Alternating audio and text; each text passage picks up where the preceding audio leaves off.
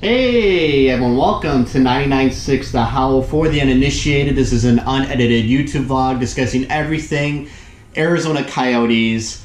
And, I want to talk about the team. They're top 10 in the league consistently now.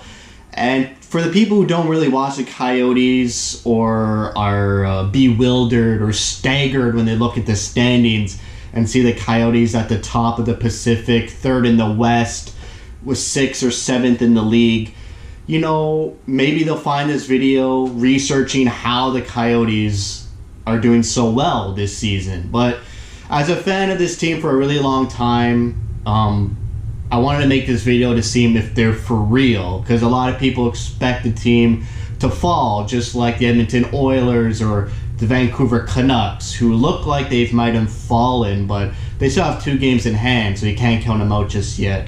But yes, it's a change in guard in the Pacific. Calgary and Vegas are trying to reclaim their dominance of the Pacific, and they're doing a good job of it. Calgary and Vegas have upped their game recently. The Sharks just fired their coach, so expect them to get a bounce back, a little push. But yeah, the Coyotes, one of the best defensive teams in the league. I'm pretty sure they lead the league in goals against per game. One of the best goaltending in the league in Darcy Kemper. Antti Ranta's no slouch either. A couple rough games for Ranta, but he's a great goaltender as well. And he showed it in his first season in the Coyotes when he came back from that injury. And after the first half of that first season, about 2 seasons ago, he was stellar. Then got injured last season, and Kemper took the mantle in the calendar year of 2019. And let's talk about 2019. It's probably the best year in Coyotes franchise history, aside from 2012 where they went to the conference finals. I mean, since the beginning of January of 2019, this team has been consistently winning, consistently putting up points. They had a huge playoff push in March and April. They came within 4 points of a playoff spot. They had more wins of the 8th seed Colorado Avalanche, but still didn't manage to make it to the promised land. And this season that started in October, it's just been a roller coaster. Well, not a roller coaster, a straight line to the top. And that's where they sit. They're top of the division. How are they doing it? Do they deserve to be there? Probably not. This team's a top 10 team, but they're not at the upper echelon of NHL teams like Boston, Washington. I'll put Colorado and St. Louis there. They're more like a second-tier top team where you see Winnipeg, the Islanders, Philly's doing well this year. Who else? Dallas had a rough start, but they're up there now. But I feel like the Coyotes are part of that group of teams who, they have their challenges. It's not an easy ride. I'm not saying it's an easy ride for Washington, Boston, Colorado, and St. Louis, but they're very good teams. They are elite teams, whereas the Coyotes are a young team. This is their coming out party. They face challenges here and there. They have a couple bad games. They had their first blowout loss against Calgary on Tuesday. Their first blowout loss of the season. It comes within, 33 games into the season. They did not look defensively good at all. Missing Nicholas Stormson and Jason Demers will do that. But they tend to bounce back after losses. They have a bad game, they bounce back. Just like in the Chicago game. They bounce back, score 3 goals in the first period. They win 5-2 at home. They've learned so much adversity throughout the Rick Tocchet years. Starting that first Rick Tocchet year, 0 wins in 12 games. They've learned a lot. You can see this team building confidence. And they know what it's like to lose and to be a bad team. And I love how Shika has kept the true core of players throughout that period. You have OEL, who experienced so many rebuilds and turmoil and bad seasons. You have Keller, Chikrin, who were drafted and came into the league and onto that terrible first season where I mentioned numerous times now. You have Lawson Krause, Christian Fischer, Antti Ranta was brought in during Tocchet's first year. Just Christian Dvorak, who was drafted in the Don Maloney years. So, you have a group of players. I would have included Strome as well, but Chaika, had to call off the herd a bit and inject some new personnel with Nick Schmaltz and Phil Kessel, Carl Soderberg, Michael Grabner. Brad Richardson has also been with the team. He's been, aside from OEL, the longest tenured Coyote, and he scored last night, his first goal of the season. But this team knows adversity. They know what it's like to be at the bottom of the league where every team takes you for granted. And I guess in the dressing room, from them to see that they're at the top of the league, top 10 in the league, at the top of their division, just what hard work it took to get him there. And Rick Tocchet has done an unbelievable job. But it's going to be a challenge throughout the rest of the season. This team doesn't win based off just scoring goals, relying on a top line like Boston does. They score by committee. They don't score a lot. They tend to score 3 goals a game, barely, if that. If they get that third goal, usually it's a Coyotes win. Their power plays average, penalty kills average, but I expect it to not be average at the end of the season when Nicholas Hjalmarsson comes back.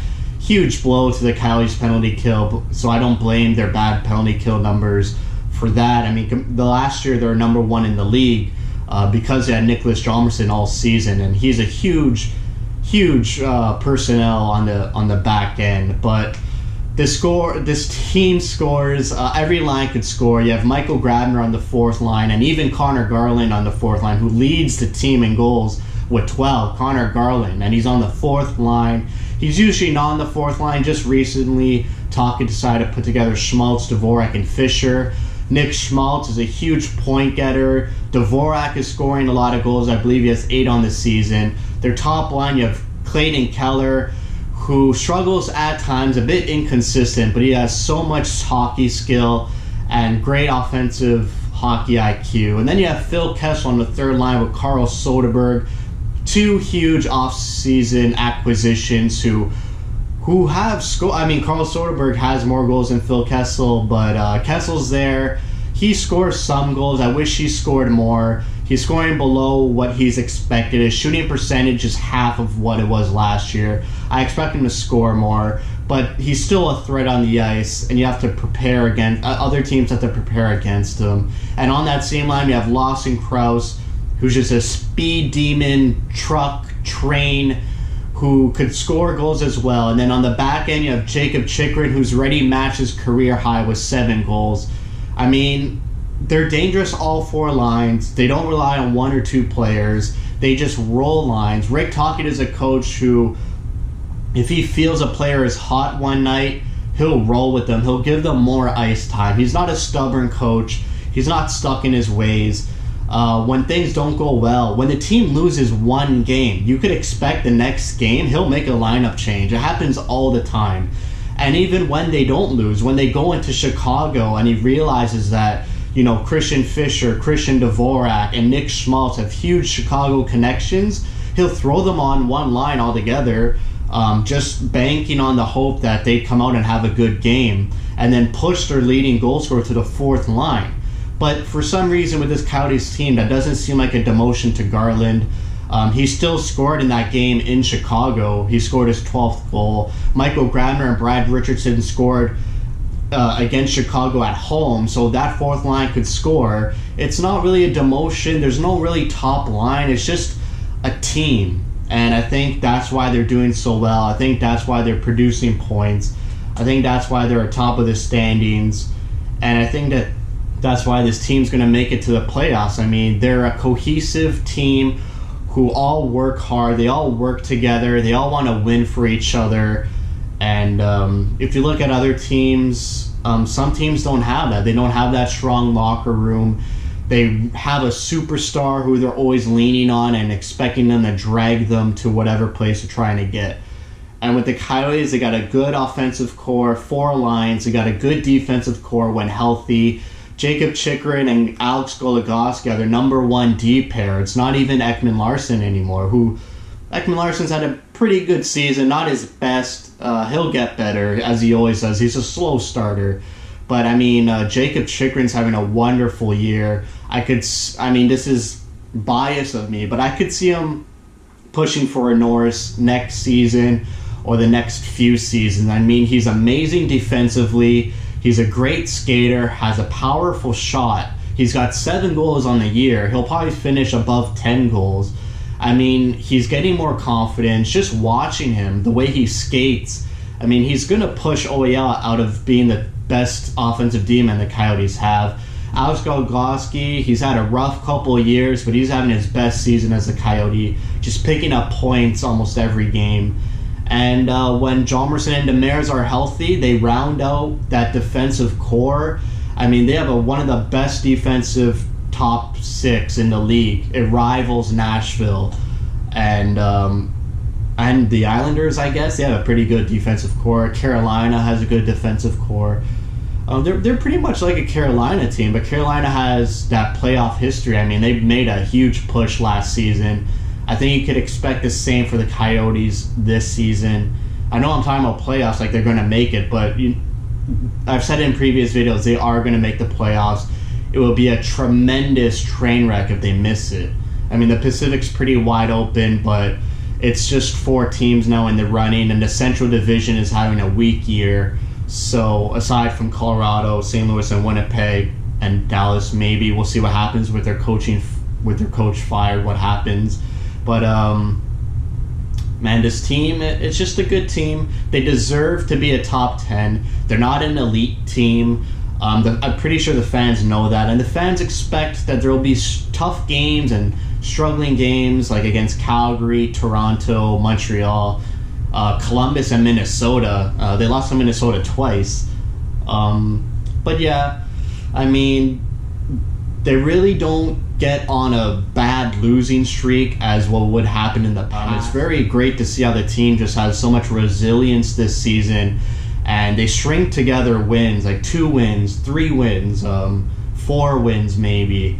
But they pick up a lot of points. They push it because they're such a defensive team. They find themselves going for that extra point so many times. This team plays so many 1-goal games. It's unbelievable. I mean, every game you're just biting your nails, and just in the third period is so huge when you're a fan. It's not a game where you could write off in the first or second period.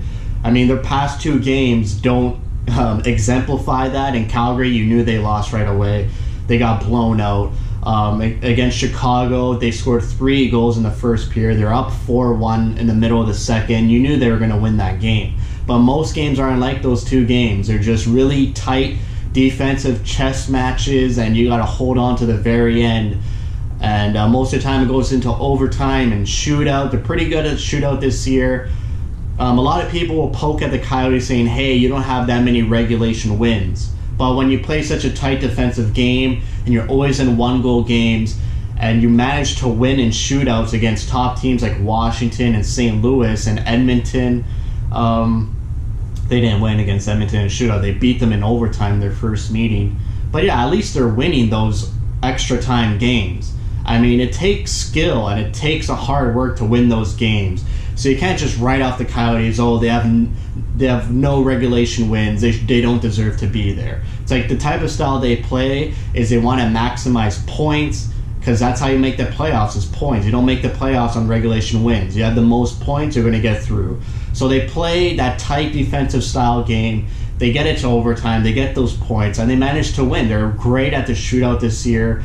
Connor Garland, Nick Schmaltz, and Christian Dvorak seems to be the Rick Tocchet threesome that he throws out, and all 3 of them are great on the shootout.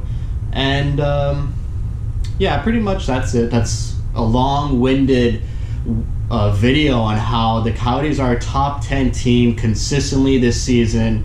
They deserve to be there. They have challenges along the way. They're a learning and young team, but they're just a hardworking team who work together. They work for their teammates. They don't complain. They don't dive. They don't have that true superstar who they rely upon. They know they're a team of committee. If one line's not going, there's another 1 or 2 lines ready to pick it up. Phil Kessel doesn't need to score 30 goals for this team to make the playoffs. He just needs to supplement that offense and take some pressure off a guy like Clayton Keller, and guys like Nick Schmaltz, Dvorak, and Connor Garland find that quiet area where teams are like, oh yeah, there's this other line that can score. I mean, Dvorak, Schmaltz have wonderful shots. And Connor Garland is just a sneaky guy who pockets goals consistently. So it's just a very consistent, defensive-minded team that gets points, works hard, and they don't go on bad losing streaks. They get on good winning streaks. They pick up points, and that's why they are where they are. So that's it for me. Thank you for watching. Thank you for your support.